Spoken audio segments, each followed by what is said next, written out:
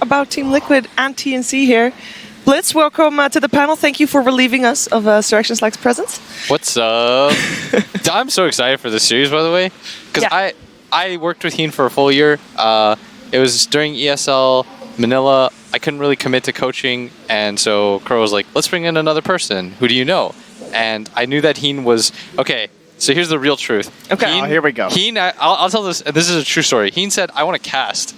And I was like, he's way too good. He's really well spoken. He's like a better version of me. So I was like, I've got a better job for you.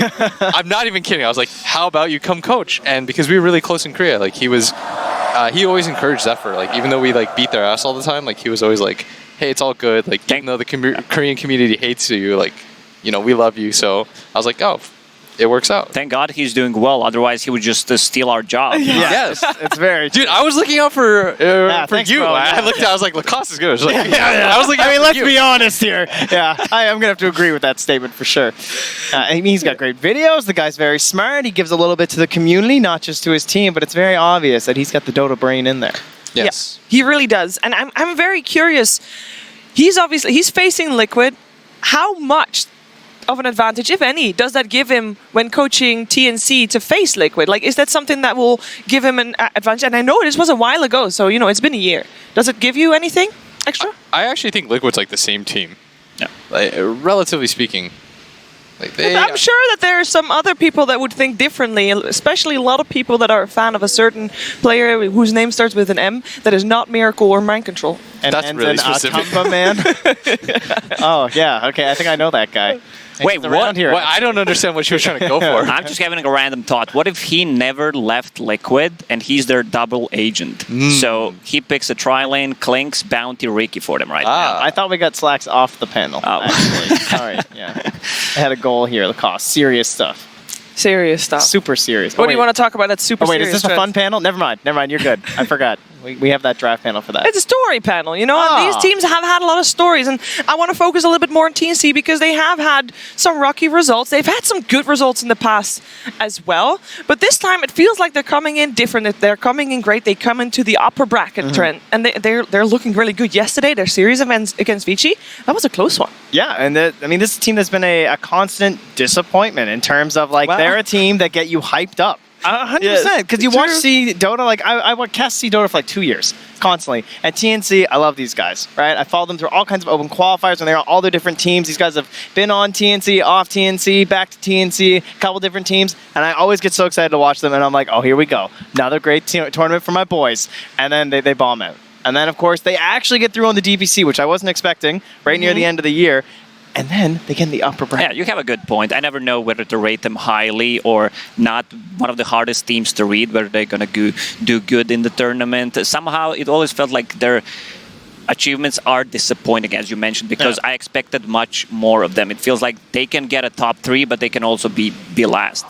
Yeah, we know all the talent is there, Blitz. It's just seeing if they can play on the same page, right? Oh, yeah, for sure. And I think that's where you brought up Heen early on. I think that's where he probably contributes the most and why we've seen them look dangerous. And they had an upper bracket slot. They were very close to beating that Vici gaming squad. And I think that's where that discipline and that outer influence helps a lot. You have a coach who has a lot of experience. This guy's literally won a TI. I think he brings that sort of veteran leadership to their team too. And that's what having a coach is there for. You fill in the gaps that your team necessarily can't do without you. But I do agree with everyone's assertion because I think Gods had he had a really good way of phrasing it. He said, this is the most underrated and overrated team. Yes. I really like that assertion. I will fully agree with that as well. But I do want to say Heen, I think we give Heen too much love compared to other coaches. I mean, it's very easy to because of the way the team is like so quickly turned around, but part of what Heen did is that not only is he just like, all right, guys, this is exactly how you're going to play your lanes. We're going to win this game. And then he just like walks away and they just play Heen Dota. He grew them all too. Like you talk about this idea of like, now we're practicing. We're not just grinding. And so all of these players have upped their own game, made themselves so much better. And now maybe they don't need Heen quite as much now as they did before. He's still there, but they're taking it upon themselves now to get these victories too.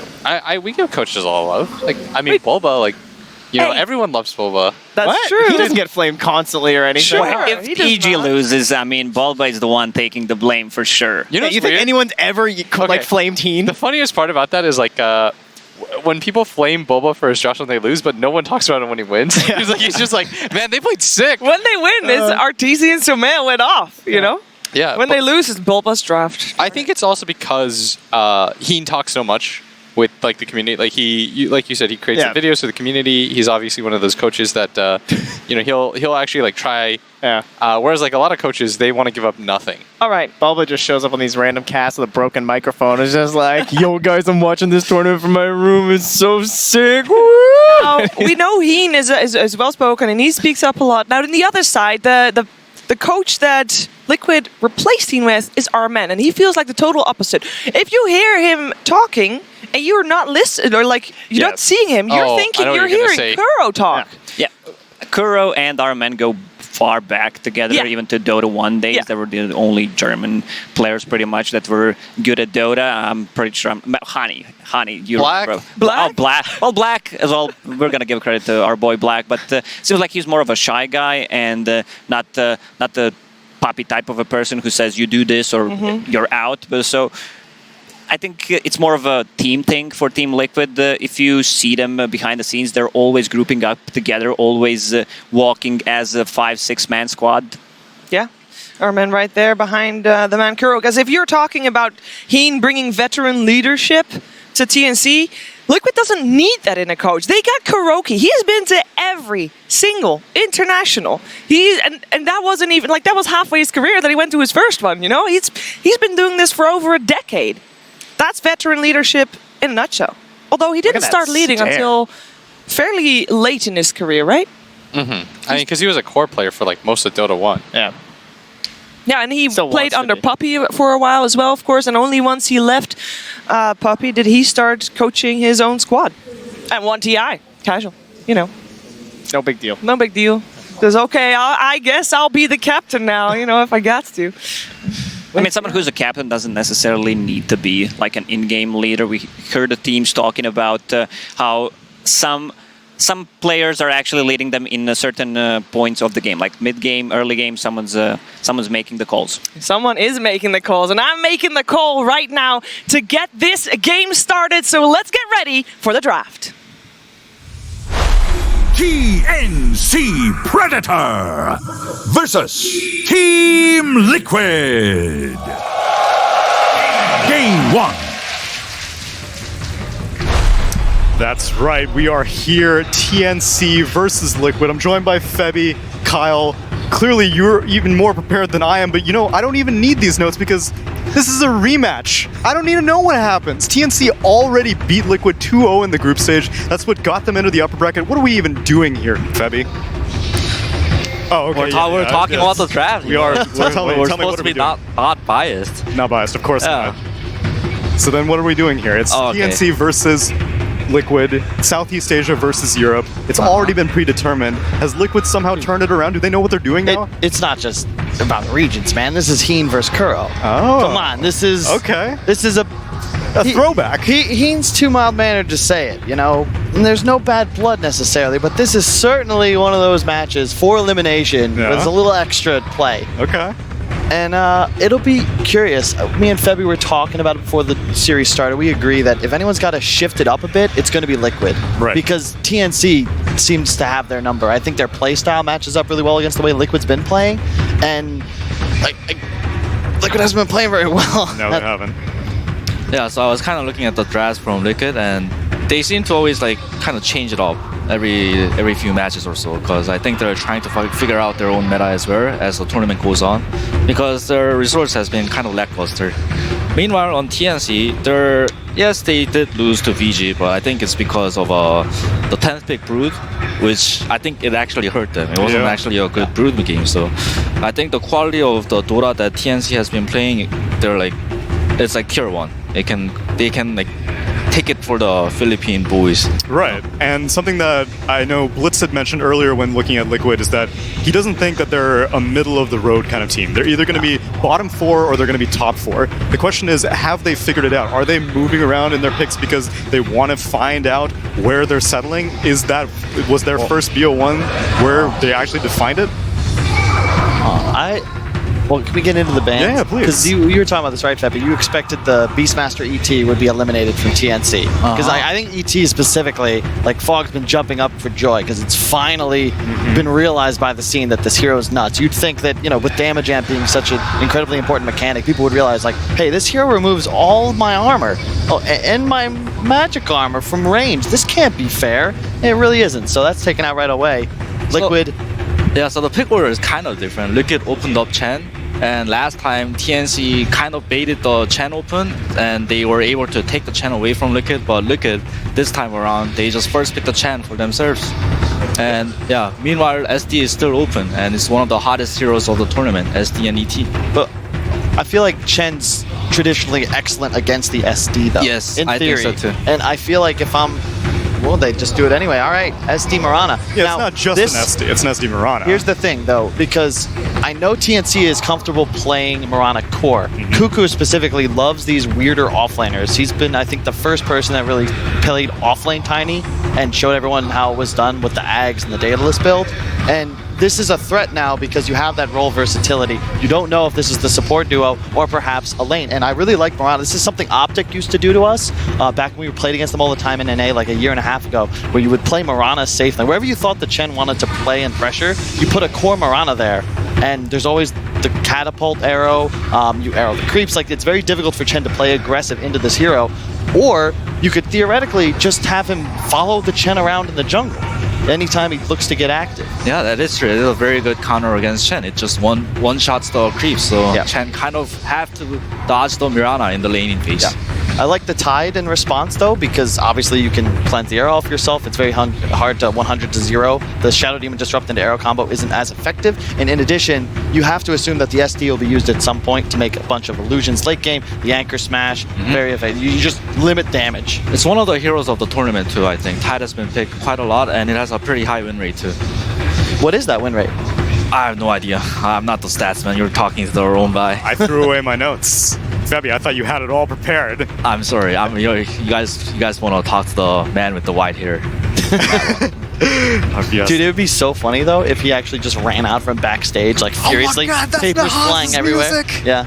So can I guess what TNC is going to pick here? Or I think TNC is going to pick Zanking here. The reason is TNC always prioritizes... They got to ban first. You get ahead of yourself. This is that magical part of the draft where you don't have to do anything. Okay. You just hang out. No. Sand King, justify it for me. I want to hear this. So what I was going to talk about is TNC always picks these like team fight heroes. They have like two styles of playing. They either pick team fight with Earthshaker, Sand King, or they pick Bat Rider and play around with the vision. And right now, Mirana is most likely going to be played by Tims. Yes, position 3 Mirana is possible, but I think like support Mirana kind of makes more sense because they picked it for the Chen. I think this Mirana is going to try to follow the Chen around. So it's the TNC style, right? Yeah. Especially when you consider Liquid's comfort. It feels like Kuro certainly acts as like the brain controlling the body of his teammates. And if you slow down his game, like, you can't really impact the map like you want. He traditionally likes to get like level 3, level 4, gets 2 creeps, starts summoning in allies. You can do a lot of cool plays with Tide and Chen because you have now that superior teamfight advantage, but you don't lack in mobility as you usually would with this, fat watermelon that you've got to kind of drag around to fight. Now you just TP him in and all of a sudden you can dive with authority because you're just not going to be able to challenge a Tide level 7, level 8 with Ravage active. And I think that's going perfectly against what TNC like to do. TNC is something that originally the Raven era TNC is something that I thought was the quintessential 4 protect one. You just got to enable Raven and all of a sudden TNC will find a victory somehow. But this era of TNC, it's like they get 4 cores at the end of every single game. So if you just rush them early with something like a Chen Tide Hunter, they may not even get the chance. Kunkka's great here as well. It's one of those hard counters to Chen because you not only offer excellent wave clear, but early game, when Chen looks to get aggressive around objectives, you have some of the best team fight in Dota with the boat early. So do you think that Tide is as cooldown dependent as he once used to be, Febby? Because I know a lot of people back in the day, they're like, oh, Ravage, you gotta play around Ravage all the time. These days it seems he just soaks up all the aggression from the enemy team. You just need Anchor Smash to just walk around all the time. Yeah, exactly. When your ulti is up, you can play aggressive. When your ulti is down, you can just play defensive by your tower, and you're just this fat Tide who's like pretty hard to carry because of the Kraken share. So And now he's got a Tusk on his team, another form of save. So between Hand of God and the Snowball, it's going to be hard to take down these tanky targets. I was thinking it was gonna be either Earth Spirit or Tusk, because look at how they play with the Chen. Is this Chen will always like walk around and bring over the GH whatever he's playing, Tusk or Earth Spirit. Tusk is better here just because, one, you have the synergy with the Chen. You can snowball creeps. You have the tag team for amp damage. And in addition, when you're playing against heroes like Kunkka, like Mirana, you have a lot of like incoming damage that's very easy to foresee. You know, an X into a boat. Now a snowball, all of a sudden, you turn a fight around immediately. Earth Spirit's nice, but it's effectively all aggressive, and you don't have that save mechanic. I think it's really good here. Right now, it seems like Liquid draft is more versatile in terms of like, playing aggressive and playing defensive. There's two saves from Chen and Tusker. But TNC's lineup is just, it's them to a T. It's pure aggression. Every hero with some sort of stun, some with multiples, and you get ahead, it's so easy to take over the map just because you have the free smokes from the Mirana, and you can just continuously play aggressive the entire game. For me, Wraith King is a bit of a question mark because his laning against like these aggressive heroes is not good, and against Tide too. Tide is usually pretty good against Wraith King because it just one-shots the Wraith King skeletons. Yeah. So it's a bit of a question mark pick. I haven't seen TNC play a lot of it either. So it is a pretty good carry hero though. So what are you thinking for Liquid then? Pardon? What did you say? What do you think for Liquid? Ember looks okay if it's not. Yeah, it's not banned, right? So Ember what are you looking for in that more general sense? So you're saying Ember because what, you want like a very mobile mid game oriented mid, something that moves around a lot? Because I was thinking like Liquid, I was kind of casting their games here and there, and they look really solid when Miracle makes like when Miracle is on those like space making heroes like Ember, Les, Gyro, you know, those heroes that don't need items and can still fight early on. Yeah. Which is something that a lot of people were thinking was going to be the opposite direction whenever Weeha was brought onto the team. They thought that, oh, okay, Miracle, he wants to be an even greedier one than ever before, and Weeha's going to be the space creator. But the way that they've been playing TI so far does go in favor of what you're saying. It's almost counter to what Kuro said himself during that massage interview. Yes, exactly. Casey, where he's like, yeah, I wanted a pure mid player. But then Weeha, he plays this BO1 elimination on a Necro. And we all kind of scratch our heads a little bit, and it just kind of goes to show as well like how complex Dota is. It's tough to understand, There's player comfort, there's team comfort, there's just overall draft synergies that maybe people think are like ahead in power level. You never really know. I think if you compare this version of Liquid to the last version it was like a pure 4+1. Miracle will farm everything, but this version I fear is Miracle and Weeha shares the farm a little bit. Yes, that's for sure the case. And they're gonna go with one of Templar Assassin. Yeah, one of Weeha's signature heroes on this team, right? It's TA or Windringer, and they go for TA. Probably should have seen it coming, right? It's not. I mean, it's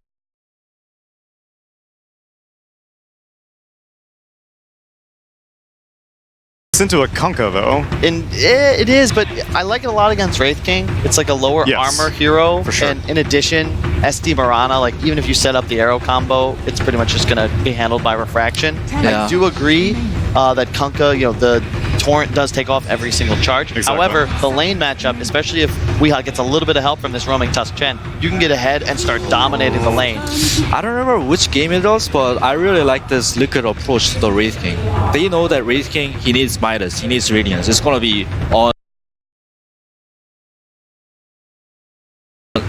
online pretty slow. Meanwhile, look at they have Chen, they have Tide, they have T8. Like their heroes can snowball really hard. From 15 to 20 minutes, they're gonna choke out TNC's map so hard. But it requires, I think, a higher degree of execution. You don't have the luxury of making mistakes as Liquid because you're based around this time. TA, sure, you can get ahead, stay ahead, crush through a game, but it's a lot like a Quap.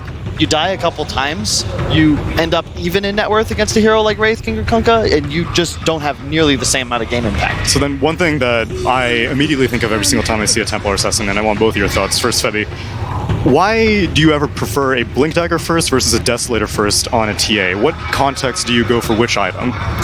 I think it depends on how good your game is, and it depends on your cores too. Because if your cores are backline killers, then you don't have to be the one that's blinking in. You can just go Desolator, BKB without blink and just play in the front line and take all the towers down, take all the Roches down. And I don't know. I think it depends on the game. So then, Kyle, do you think Weeha is a more greedy Templar assassin? You think he's going to be stacking those Ancients, just rushing that Desolator, and he's going to be like, yo, give me the early Roche, even though they are dire, which does slightly complicate things, and they're actually going to wrap it up with the Troll Warlord. Yeah, it's one of the vintage Miracle picks. I'm not quite sure. It really depends on how his game starts. I think Deso, it depends on how aggressive they want to play. I think more importantly, how many towers they've taken out. Because you can kill a couple towers early. I actually think Blink almost works as a tool to accelerate faster. You got a Chen on your team. Now you can play enemy jungle, you can abuse traps, like you have a lot more freedom to play the map. Deso first is usually for more of that static game where once you pick it up, then you start to look for objectives. Because of the Chen, you could perhaps see that coming. You never know, because Kuro could also play, if he has this Mirana following him around the map and he has a slower start, maybe he has to play his own woods more, maybe he's stacking Ancients. Oh, and God, that is such bad a rider. Templar Assassin, what the hell are you gonna do now? Troll too, man. This is one of those dream picks. You pop your ultimate on Troll and then just get lassoed, dragged up to a high ground or something. There's not really much you can do. Yeah, it's a dream Bat Rider game, and I think Cuckoo's, that's like top 3 heroes for Cuckoo. Sand King, Bat Rider, and plus one that I can't really seem to remember. It just feels like it's TNC's comfort, right? If Liquid make a mistake or two, they're just going to get run over, and you're going to get to this point where all of TNC's heroes are just too tanky for these more burst carry type styles of the Liquid lineup. The combo potential is extremely high from this TNC draft, but I've got a combo that's even better. Let me pass it on over to Odie Pixel and Fogged. Thank you very much, Tsunami. TNC versus Liquid. What a brilliant way to end day 2 here at the TI9 at main stage. Both of these teams, I mean, what can we expect? TNC, they've come in with a lot of big surprises in sort of the group stage in terms of how they've been able to just break down teams in some phenomenally long games. Some, 60, 70-minute matches. And Liquid have been sort of up and down. They've had some series themselves where I think coming into the event, a lot of people would have expected them to sort of just roll over their opponents but they haven't. They've been tripped up. Now here on the main stage against TNC, it's not going to be easy for Liquid. There's every reason to believe that TNC could take this series. Absolutely. I mean, looking at their draft too, I feel like every time TNC somehow is able to get Cuckoo on one of his best heroes, he seems to always be getting his bat. How does he get a big bat? Right? It seems like so many times we cast them, we're like, Cuckoo, he's always super dominant on these 2 heroes, and he always does seem to get it. So we'll see how they're going to be able to make use of it versus that one, because like the panel mentioned, this Templar Assassin, this Troll Warlord, there are some significant counters that TNC has drafted. Exactly. And here we go, ladies and gentlemen, as we get ourselves into the action of this best of 3. TNC versus Liquid. The loser is going home, so they better play their best if they want to have a chance of sticking around here at the International. And this is an interesting... so we're going to see some tri-lane action, it looks like, by Liquid as they're bringing the Chen in the bottom lane, starting with a Headdress. A Headdress level? Look at that. Headdress level 1 to get that bonus HP regen. Changing the meta. So let's see. Look at all the heroes of Liquid when they are going to be in this tri-lane. 7.1 health regen per second in an aggro tri-lane. Have to imagine they'll get a Bassi on someone very early too. So this can be a pretty strong one. They really want to ensure that Miracle just is able to farm either versus the Bat Rider or just pull him away from the Bat. So that's probably what they're going to be doing. Even with that Divine Favor, they can dodge lanes, as we've seen teams do quite a lot.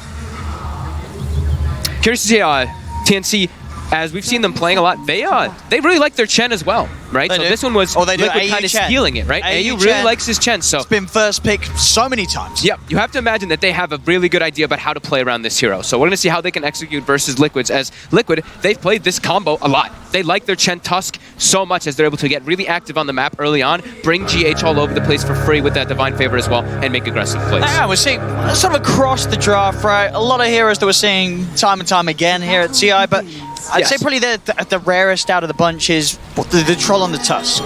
Yes. Compared to all the other heroes, like, all the other 8 heroes, I feel like we've lost count of the times that we've seen teams playing. Absolutely. And that could bode well, very well for TNC. with a very familiar lineup that they are playing with. And a strong lineup of disables. Like Kyle mentioned, you look at the lineup of Liquid, they're kind of limited on their disables. They have Ravage and then they have Tusk, and that's kind of, you know, their way of controlling the team fights. You look at the side of TNC, they've got Kunkka, Wraith King, Mirana. They even have Shadow Demon, who I feel like is kind of his own stun anyway now because of how amazing this hero really is. With a 61 pick rate and 60-something% win rate, this hero is insane in this tournament. And it is also a unit of TNC. They're actually running their own aggro tri-lane, and they're putting the Bat Rider in the safe lane, making sure that Kuku can actually get something instead of just getting shut down completely if he was left alone or in a dual lane. They want to be sure to try to give Kuku a good game.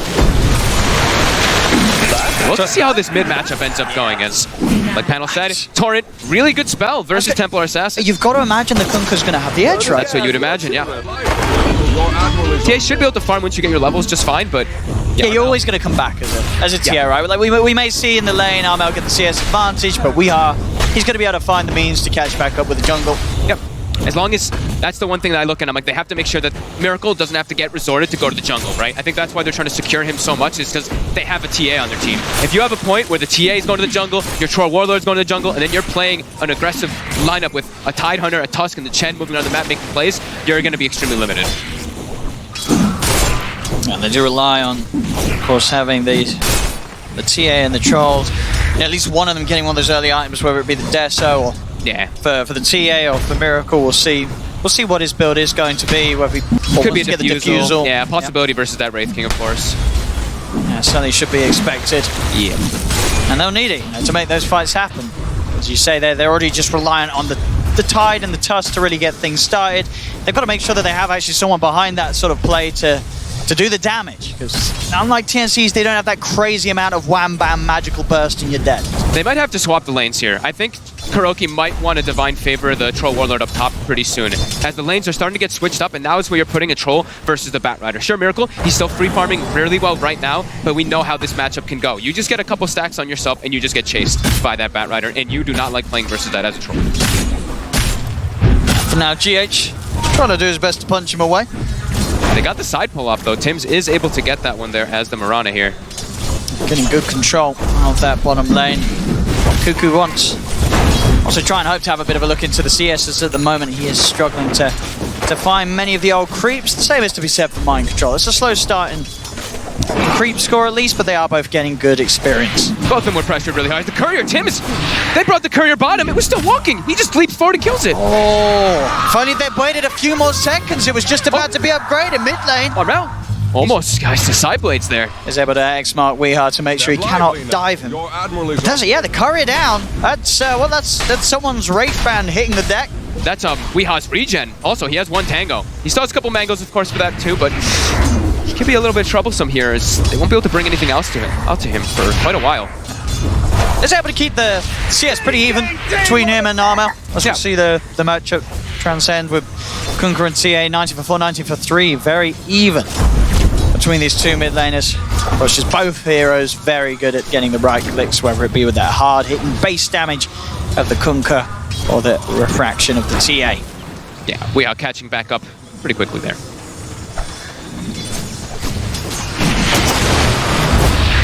So they are starting to recover both of those heroes that were aggro tri-laned at first, now able to start getting something, as Michael Joe's even getting aggressive onto Gabby here with that Mud Golem from Kuro.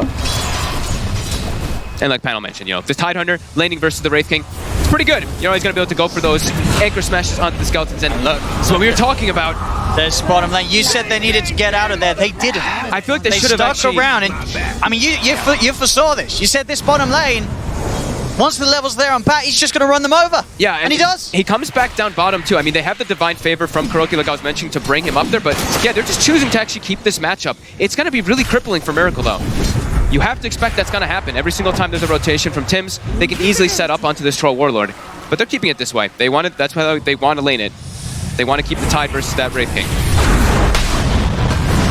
That lane in itself is still a bit of a scary one for Mind Control as well on the top. Yeah. Has to be careful getting down low, just down to the Mango, and obviously a stick, but seeing very low on the HP. In fact, there's the TP. He's going to head over to the Shrine.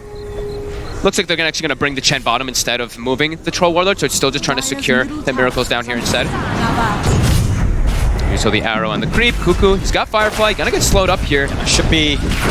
I'll say that the Mud Golem stun's coming in, causing some issues. He'll pop the stick charge, snowball across from GH. GH is trying to kill, but he's burning.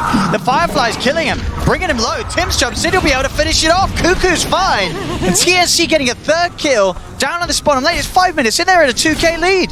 Yeah, Liquid's refusal to switch those lanes, get a better place for Miracle is making this bottom lane a bit of a... It's just a beautiful zone for Cuckoo to have a dream start in terms of getting involved in kills. I mean, TNC's probably thinking the same thing. They're probably like, oh, this is cool. We have Cuckoo actually lane. This is what we wanted. We wanted to have Cuckoo in versus that Troll Warlord, and even better that it's in the safe lane. That's the way that they set the lanes up, so. Gonna constantly see TNC set up for those aggressive plays. They've got to be careful, Liquid, anytime they try and go for this bat, as it could backfire. Aha. They have a good amount of slow. Now with Kuroki getting more creeps, he's able to, get that. The Satyr Banisher, but it's always going to keep getting arrowed. Panel mentioned that, the draft panel. Tims is going to be happy with this. Yep. Thanks for bringing the big creeps to the lane. The last one almost maybe caught Cuckoo killed a little bit because he killed the Mud Golem and the Shard Golems came out, but it ended up being just fine.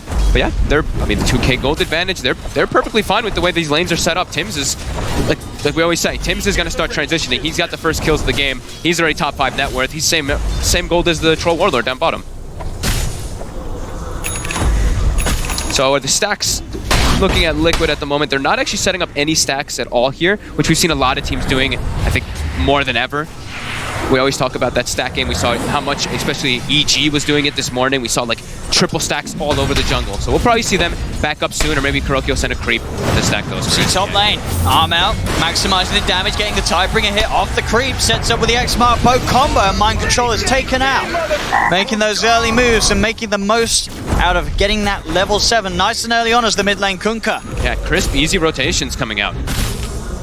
So the other thing they do have, as we see just used down bottom right there by Kuroki, that little Satyr Banisher, he's kind of keeping that one, not only just to put the pressure and slow, but to remove the sticky stacks from Miracle. So if Miracle is getting gone on, he can use that little Dispel on his teammate to help him out.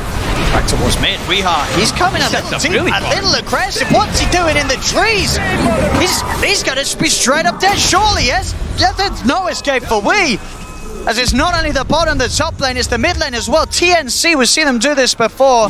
They are getting every single lane in their control, and they're getting kills all across the map.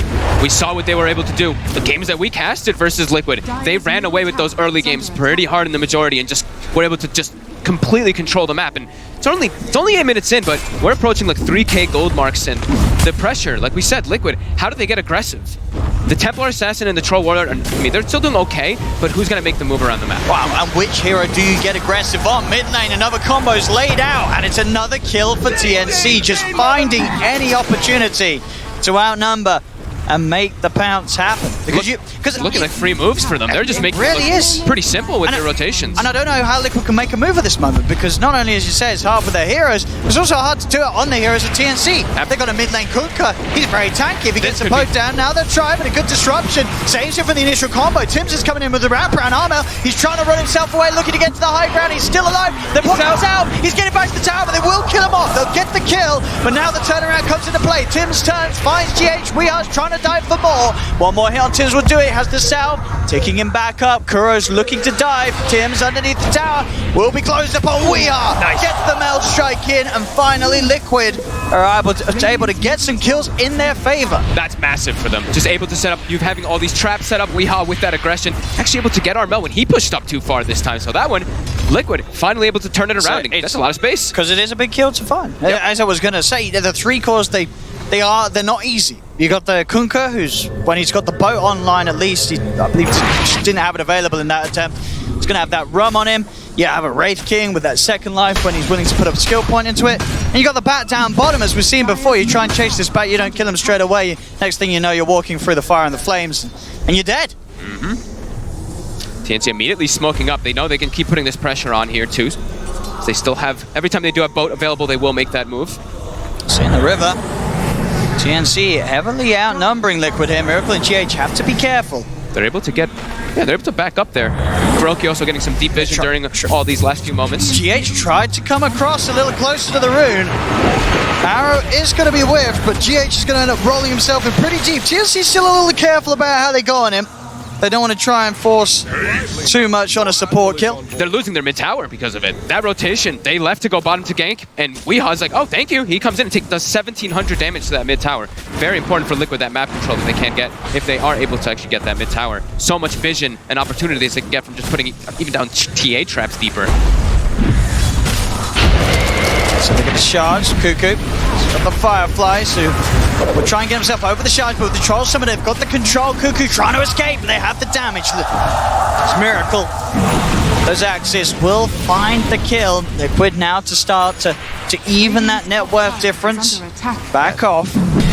GH, even though he's 1-4-1, he's making the moves around the map with the team to at least bring them back with that. That tag team bonus really coming into play there versus Cuckoo. Can't actually get away from them as he's constantly getting hit and slowed and hit and slowed. And that allows Miracle to be a little more enabled too. That tag team bonus giving him that extra damage. That's tanking the arrow there, keeping that catapult alive. Nicely done by GH as well. They'll look to try and outnumber Mind Control top. They know that the pressure's on bottom from Liquid. Mind Control. He's left. Very, very open for that play to happen, and they'll try and get a bit of a push on themselves. But Liquid, as it is, should be able to finish this tier 1 tower. No interest in TNC coming down here and trying to deal with the Chen Troll push for now. Tower will go Liquid's way. Diffusal Blade starts to get built into by Miracle. That cuts the gold lead, the experience lead, completely back to 0 after that early game. Small rotations coming into play, but they're able to also get a lot off the map from Weeha as he backs up, takes the mid tower, goes to the jungle, completely recovers. This is a TA who was having a little bit of a disadvantage matchup in that Kunkka, and now almost level 12, and the Desolator's about to come online. Look at these heroes. Quick. TNC's heroes, they can be pretty squishy versus that early Desolator. They can indeed. Even Wraith King. Wraith King, not that high of an armor hero. He only has the 4 on base and then your 6 extra with that phase boots. But still, that's a lot that's going to be coming out from Weeha, as he pretty much has it done. Yeah, they'll have a good shot at being able to kill that Wraith King twice when they go on the hunt for Gabby. It's Gabby. Midas and 1,400 gold as he works towards the Radiance. Just a bit of a timer to see what point of the game he'll be able to get that online and how it's going to correspond with some of these core items on Miracle and Weeha. Armel's really acting as the ganker here, walking through the Sentry Ward here. Can he get the X? He will get it on Miracle, and the Bat Rider boots of travel on the creep wave. There's the setup. Torrent Boat. He'll start to lay down some of the poison. With Demonic Purge, Miracle can do very little to get himself out of this. Won't even bother wasting the 1 charge. Knows that he's dead. TNC find him out a little too far on that bottom lane and a little alone. But it is on their side of the map, so that's the one thing for Liquid is, you know, they killed him there, but can they transition into anything there as they have to bring 4 heroes? And look at Liquid. They are quickly running to the pit with that Deso finished up with the tag team. Are TNC going to expect this? We have the smoke up arm LAU. They're heading over. They seem to know. Illusion's going to be sent out first to start to scout any possible maneuvers, but they're still under the cover of the smoke. Oh, it's not a ridiculously fast Roche. It's a good time with the Deso. They're starting to figure it out now. Can they get in the pit? The shards have blocked them off from getting in. Armel, it's a big torrent. They're going to try and interrupt this. Liquid, they'll get it, and they get the kill. TNC will get the kill on Roche. Liquid are able to continue to secure the Aegis. Mind Control will die for this one. So TNC find a little bit of action, taking the kill away. And finally, after a bit of time, finishing off Mind Control, but the Aegis is still secured by Weeha.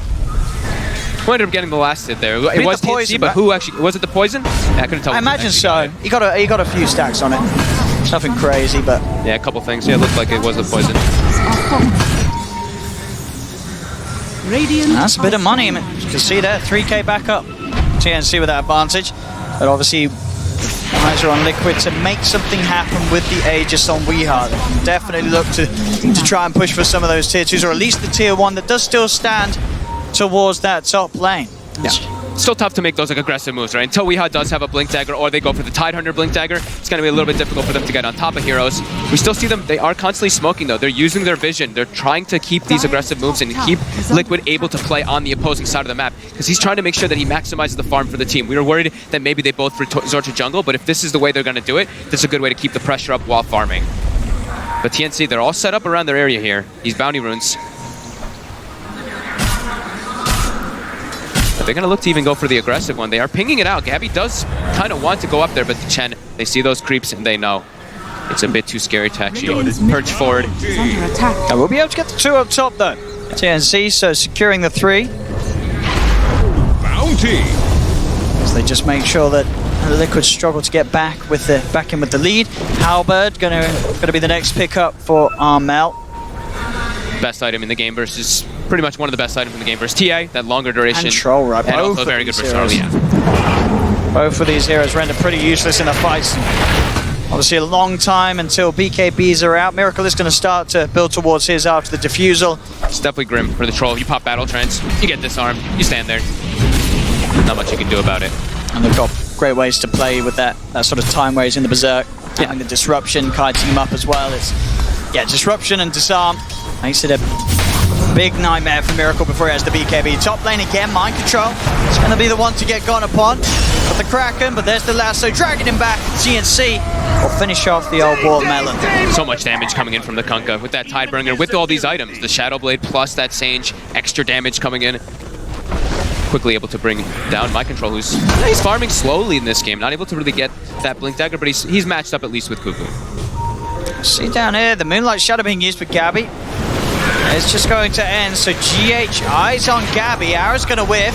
Gabby's going to try and come in fact onto Weeha. They'll get on top of him as well with Cuckoo and the Firefly. Tims and Armel turning up as well as they'll surround Weeha. The Tidebringer here comes in. They take the Aegis out of Weeha. They're going to look for more. It's Liquid. A push to the side.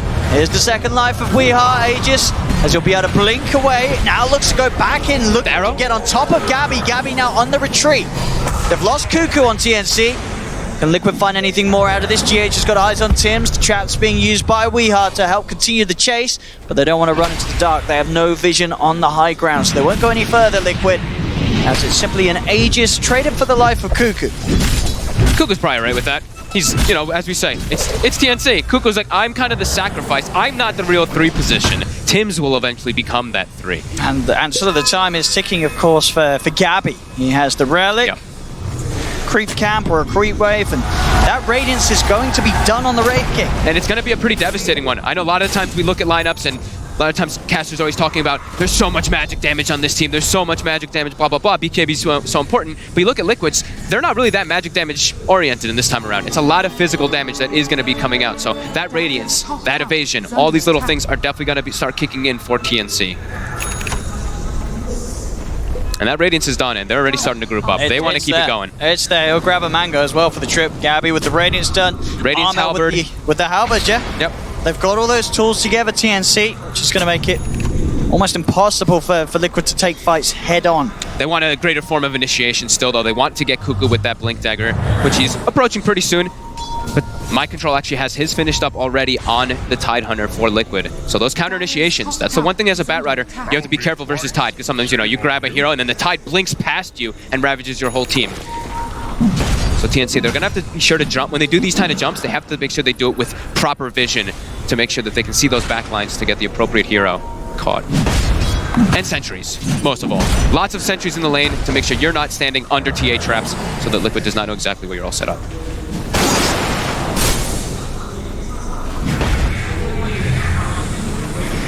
So they've got that vision inside their jungle, Liquid, so fully aware of TNC setting up for this push up top. They may just have to let this tier 2 go, though.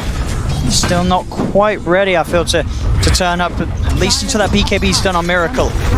The fights aren't going to be easy at all if they do choose to take them, and just leave sort of mind control to keep the pressure on. Already the Skeleton's starting to really beat down on that tower. The damage is being done, the pressure being kept on by TNC at this early point. Set up down bottom from Armel. They know someone's going to show down here. They haven't seen much from Liquid in a while. He sees GH. Should be a pretty easy pickup for them here. Snowball.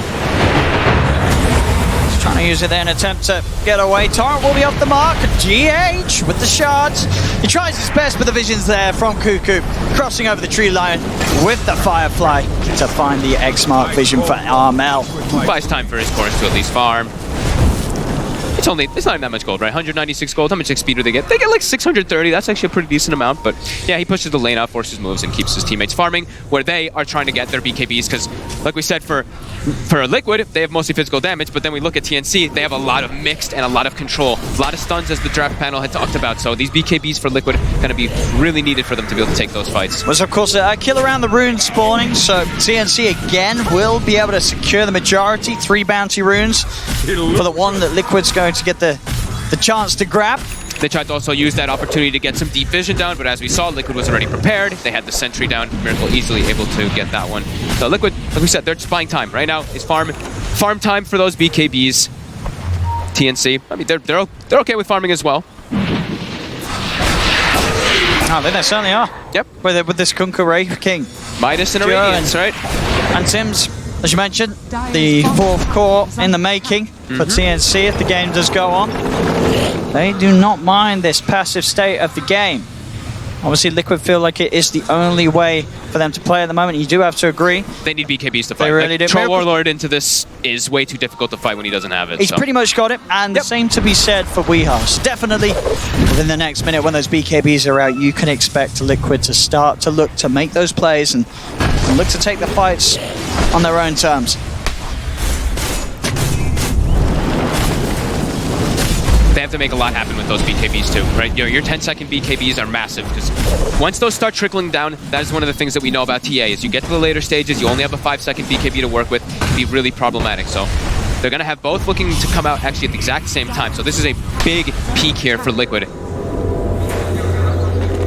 And they do actually also have vision right now of TNC with this ward here up on that top bounty room. So a lot of information going for them on the map. Mid lane is still kind of pushing in, so they have to address that before they can make too big of a smoke. So one person will take that one out. And Liquid, they're going to look to set up here. But TNC, they're positioned here on the high ground. I see. This is the all-important fight for Liquid. They're 4K down, they've got the BKBs. This is the time to swing that net worth advantage back in their favor. Miracle's going to look to start the fight with the wraparound. He's got eyes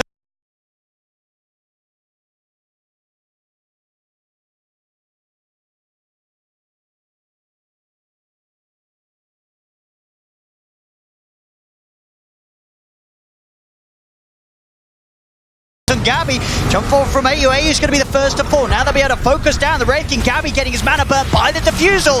Weehar picks up the second.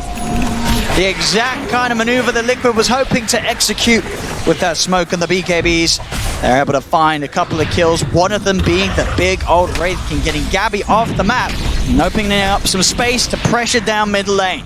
Very methodically done, right? The way they wrapped around that smoke. Instead of just walking up to the high ground, they sent GH to the high ground, and then they wrap around the back to get the squishy supports as well as that Wraith King. Who's still at this point, like we said, 5 armor, 5+6 armor. So he just gets easily brought down from these physical heroes of Liquid. And he switched the build. He's actually wanting to go for a more aggressive type build onto Gabby, that is, with a Blink Dagger. He had the BKB queued, he bought the Blink really quickly. So they want to be the ones jumping in and starting the fights, maybe killing units before they get those BKBs off. I can see that, and I can see that for the escapes as well, right? Yes. You're just having the Blink on Wraith King, not only with the reincarnation, but you do have a Shadow Demon on your side. So you are going to have that disrupt into Blink escape. They still have the axes, right? The Troll Warlord axe is one of the better things in stopping those instant blinks, but yeah, can definitely be used to get an escape off. And the big next timing, right? That Roche. 1 minute until it is going to be spawning. Liquid always keep tabs of it because they have those traps. So TNC, they want to try to have something happen within these next few moments. Try to catch Liquid when they are split up. Liquid, they're just farming the map with that BKBs. They're feeling pretty comfortable now. Yeah, whether it be getting a kill before the Roche is up or just making them use the BKBs, making sure that they won't have the BKB charges ready for that Roche fight. That's at least the aim of TNC, and you see it straight away. Smoke up. It's time to make a play. I know that they just lost sort of the last bit of momentum, but they can definitely get it back if they're able to find a catch. Miracle. These next few moments are so crucial. They find the smoke also to a power rune. They actually see an arcane. They're kind of camping it here, hoping someone Liquid is going to walk down. It is warded, so if Liquid had their eyes on it. They pinged it immediately. Yeah. Hiroki pinged it right away. He's like, they're bottom. Yep, they're smoke bottom. He knows. That's the risk you take when you take those power runes when you're smoked. And either way, it looks like TNC sort of knew it themselves. They grab the rune. They don't try and look any deeper. They don't go up to the high ground. They know that Liquid's very likely to have wards on the area. They've got all their lanes pushed out right now on the side of Liquid. It's go time again. Like we said, those BKBs, they're also going to be constantly looking for fights. Also now I believe GH is bringing a Blink Dagger. This is also another very crucial item for Liquid.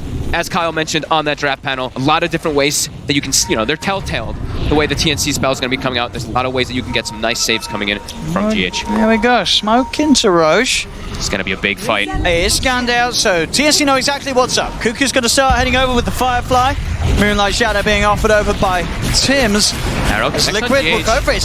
And he take it out very quickly. Kuku's going to try and look for the timing. He's in with the lasso. Armor's with the BKB. The time bringing them over. Mind control. He's outside the pit with the Ravage. Armor already got the BKB up, but Tims is punched up into the air. Gabby's trying to tap, but a quick meld in from Weehaw takes him down the once. He's back with a second life. Blinks over to the side. Weehaw still trying to keep his eyes on Gabby. The Wraith Fire Blast slows down Weehaw, but the rest of Liquid collapsing on the Wraith King.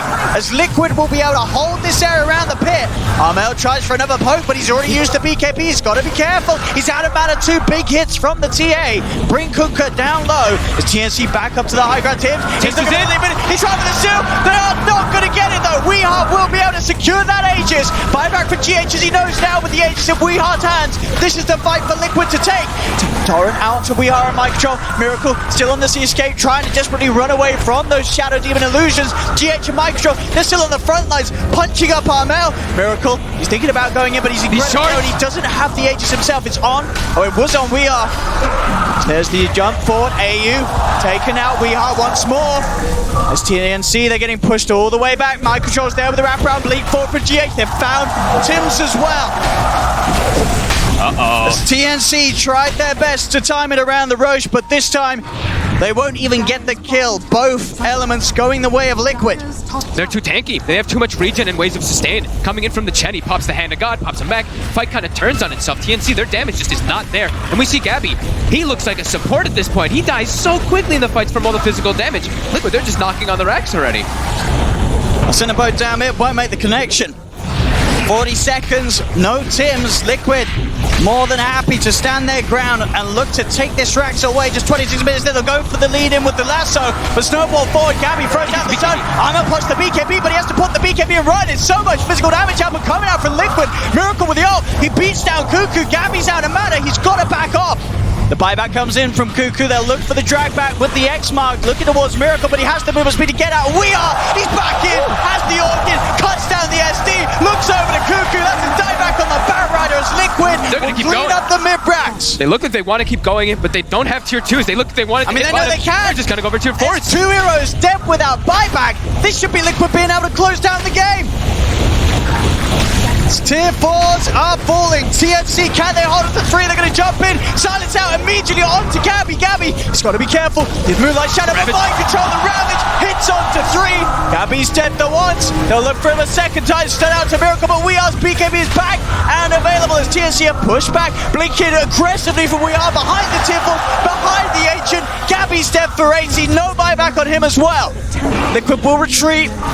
It will offer a little bit of mercy, a little bit of time. Weehaw still being fought by Tims and Armel. I look for the X-Mark, but Tims, he's been slowed down, run down. He's got 1 leap, but Miracle's into the raid form. Weehaw blinks in, and that's Tims dead too. And with that, they could certainly have a good shot at closing this out. The fortification is there. Armel is going to try his best with some cleaves, maybe setting them back a little bit, but they have the heal coming out from that mech. Got the SD back in place. 7 seconds and Kuku's back in. They're going to give him some respect. They're going to back off. They got the tier 4s. Structural damage been done. Absolutely. All that gold as well. 28 minutes in and the base being exposed, the Ancient exposed. Over the sort of the matter of those last few minutes of gameplay, 4 buybacks being used by TNC to no avail.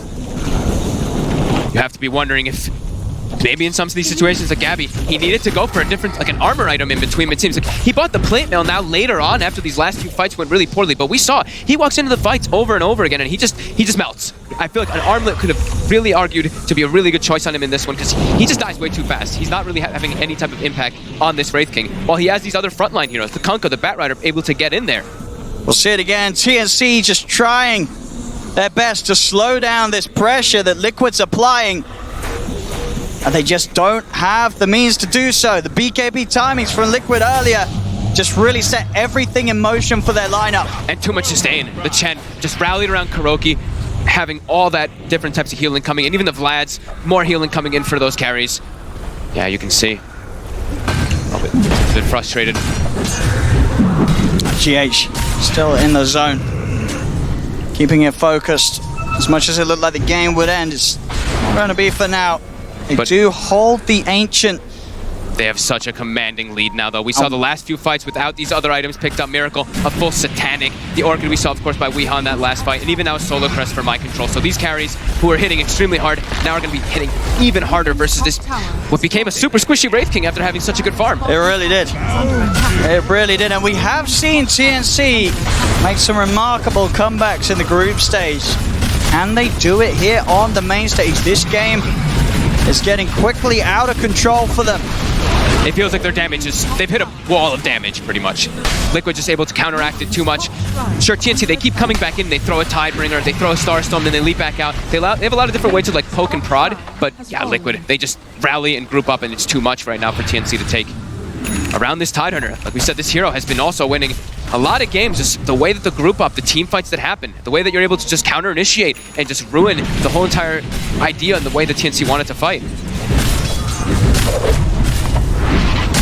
And of course, as you mentioned, sort of that all-important hero, the power of who gets the Chen in this series.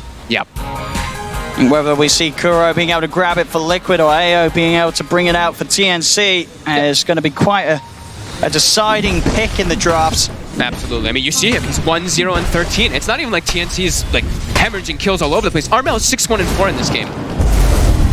It's pretty remarkable the way that they can just group up around this hero, around the Tidehunter as well, and just start to close the map and win a couple fights and just snowball out of control. It's what we see a lot happen with these Templar Assassins. These 30-minute pushes, these 25-minute pushes with an Aegis, able to really just take over your advantage. As yeah, Liquid did.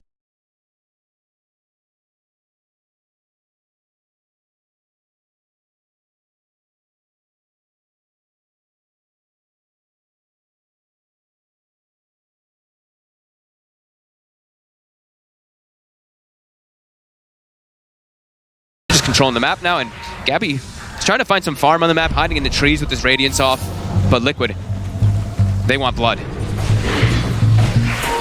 Kuroki wants blood too, look at him. He's ready. Pretty fierce, pretty fierce stance there. He's got that fight.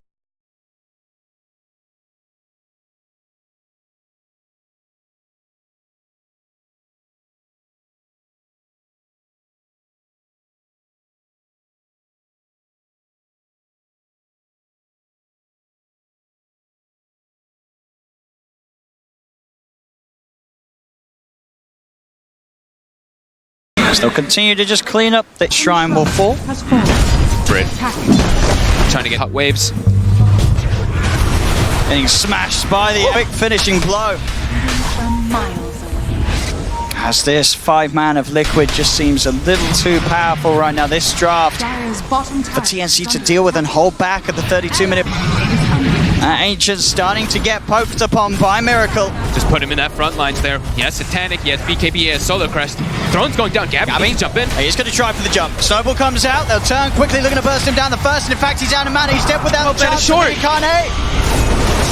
burn his mana. They burn his life. Ravages out from My Control. They're all dying again on TNC as Liquid will push Armel back to the base, and GG is called. This game was over at least about 5 minutes ago. They tried for one last shot. It's the main stage, you've got to do it. But game one, without a doubt, goes the way of Liquid. And you can't help but feel as well that this one was a game where a lot of it really was on the draft. It worked out perfectly for Liquid. They knew the exact tempo to play with this lineup. They get the Kuroki Chen. They hit all their timings. And try as they might, TNC as well, a team that had a good start in the lanes. They were performing well in the first 10 or so minutes, but as the draft started to clash, they just didn't have it in their lineup to deal with this physical push and sustain that Liquid had. It's the sustain, right? And that timing, like you were mentioning, such an important timing from Liquid. They did it pretty much perfectly. All of it came together. Double BKBs came together. They take a fight. And then with this Chen, with this high amount of healing, Kuroki having this 1-0-18, we see the damage numbers. TNC, they did a lot of damage, but a lot was negated. There we go, ladies and gentlemen. First game of the series. I mean, Fog, just a quick word from you. Going into game two, what are you watching out for the draft to change? Probably the Chen is one you have to look out for a lot. All right, so all about the Chen. But there we have it. First game goes the way of Liquid in this best of three, as we'll pass you back to Shiva and the panel. Yes, thank you very much, Odie, Pixel, and Fogged. In that game,